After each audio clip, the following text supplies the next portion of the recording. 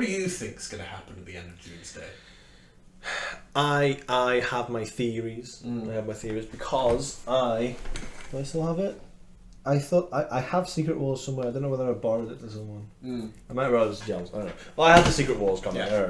Yeah. So I know what happens in Secret Wars, but obviously where we're up to, it doesn't align at all. But like I can see how they could adapt it. So one of the biggest characters in Secret Wars is someone called Molecule Man. Yeah. Which is not in the MCU, so casuals won't know about him. Essentially, he is the power at the spoilers for Secret Wars, potential spoilers for Secret Wars, I should say, and potential spoilers for Doomsday. But in the whole purpose of Secret Wars is all these incursions are happening all around the universes of Marvel, and Doctor Doom is essentially grasping parts of worlds that he can still save, and then brings them all to this giant world called Battle World, and that's where Secret Wars exists. Yeah. So essentially, Doomsday has to end bleeding into that. Yeah. Doomsday has to end with the creation of Battle World, essentially. So that's what I know, because we don't really know much about Doomsday. Yeah. So we obviously don't know Molecule Man. We don't, because it doesn't exist in the MCU, or at least that's what I think. But I think it's way too late to introduce him. I agree. You can't introduce a character that important this late. Yeah. Meaning, I think I might know who. Well, I think there's two options of who could be Molecule Man in Secret Wars. One that I think is most likely and makes sense with the evidence we've got is Franklin Richards. Right. Because I was going to say Richards. Yeah. He's one of the most powerful beings in Marvel. Yeah. And obviously at the end of Fantastic Four, we see Doom with Franklin Richards for whatever reason that may be. Yeah. But I think Doctor Doom knows most powerful being that there is. It's going to be good to have him on his side, right? Or at least be able to use him to power a universe. Because Franklin Richards in the comics has the power to create universes. That is his power. It's ridiculous. Yeah. So I could see him being a big part of that. If not Franklin Richards, Loki. Because Loki is now the god of stories, right? He's at the center of time, or the end of time, or either one. Yeah. So I think Doctor Doom is going to be trying to get Loki and get his power essentially, and go, right, well, I want to create all this new. I want to create new worlds and new storylines. So I need you, because I think I might be wrong. I don't know whether Loki is Loki currently sat at the end of time. I can't remember. The end of season 2 was great, but I don't really know what he's up to at the moment. He's trying to keep time all together, isn't he? That's him, so right? It would make sense. Exactly. So, but no, didn't he go to the end of time in the first? Yeah, maybe he was. Anyway, it's got to be someone powerful enough, right? Yeah. And I think those two are the only options that make sense to me. My first thought was, unless you have any other offers, of course. Yeah. No, Loki's a good shout. I thought, with my lack of knowledge of Secret Wars, because I haven't read the comics, I thought, it's perfect timing considering they've introduced Fantastic Four for one of them to be involved. Yeah, I thought it might have been Reed because he's really clever, might have fucked some things up, but it makes a lot more sense being Franklin. Yeah, especially with that after credit scene in Fantastic Four. I think you're absolutely right, but I don't know what's going to happen. There was a comic where Doctor Doom turned Johnny into the sun and used him as the sun for a world. You know what? That doesn't surprise me at all. Yeah, that's the most Doom thing in the world as well.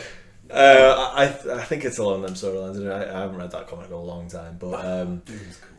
Yeah, I don't know, because the thing is, again, with Secret Wars, there's so many things that happen in it, and there's so many big characters involved with it that well, it's a crossover event. You know, it's it a is big event. It's But what I mean is, like, the main characters in the comics aren't really in the movies at the minute.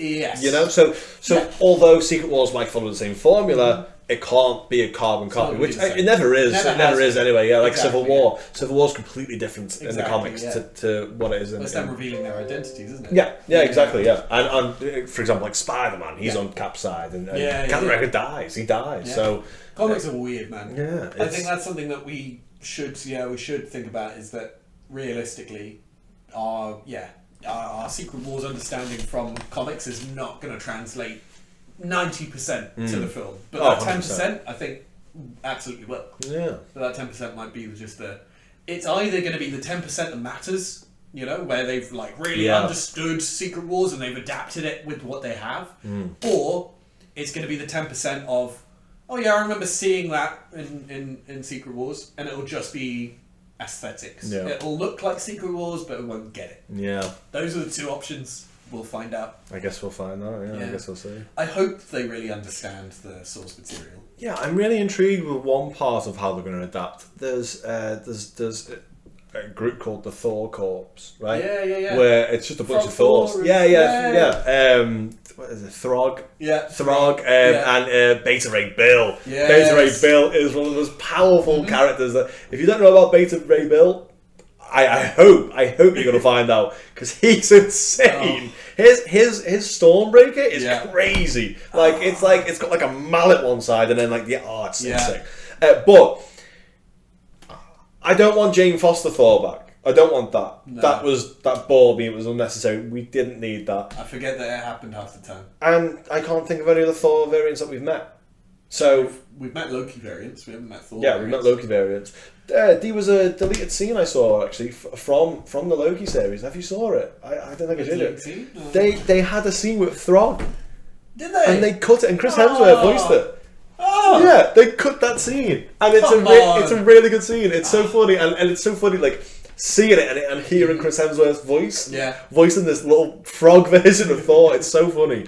I tell you what, on the thought of, I saw a deleted scene from Love and Thunder the other day. Oh. And I was like, that's a shame, because they deleted a really good scene. What was it? You might have seen it. It's just a scene between Thor and Zeus with Russell Crowe. Yep. And it's just Zeus saying, this is how he was giving some advice to Thor and stuff like that. And then he had a moment where he was like, I'm not a good man. I know that I'm not a good man, but I try and keep whatever. It was just a really good 2-minute scene that did some really great stuff for the characters. Yep.